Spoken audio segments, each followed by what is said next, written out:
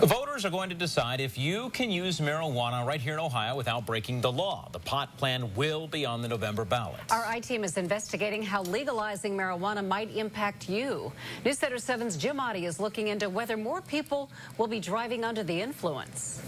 Our bus tour team, who's with us today, will The drive to legalize marijuana in Ohio has prompted all kinds of responses so far. Some people say it's okay to bring in tax money. They should go on and legalize it because you're not getting any money off of it right now. Others say, though, it's a big mistake. There's going to be more accidents, especially with the younger kids. And he's not the only one worried about what's going to happen on our roadways. Our state and our county already has a very significant drug problem. Captain Mike Bram of the Montgomery County Sheriff's Office is the head of a task force that enforces current drug laws. He predicts if Ohio makes marijuana legal, more people will be driving under the influence. We have to know that this is about money and people that want to get high. A new report from Washington State says after they legalized pot, they saw an increase in drivers who had THC in their system. That's the chemical active ingredient in marijuana. Pot supporters say, though, that's not proof that those people were actually impaired.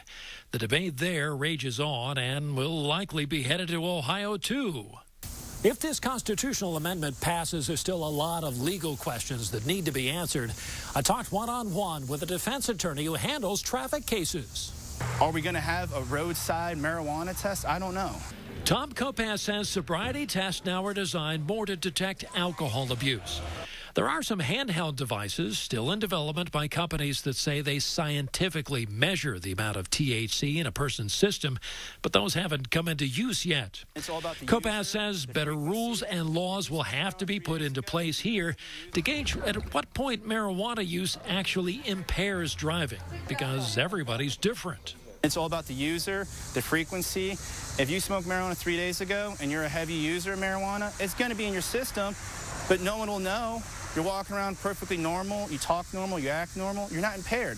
Another change that'll be needed, according to the sheriff's office, police dogs who for years have been used in traffic stops to detect marijuana will have to be retrained and taught to ignore the pot smell because its use in many circumstances will be legal.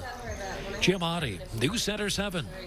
You'll have the chance to vote on the marijuana proposal on the statewide ballot November 3rd. Early voting begins October 7th. And if you have an idea for a future I-Team story, call our hotline now at 937-225-2251.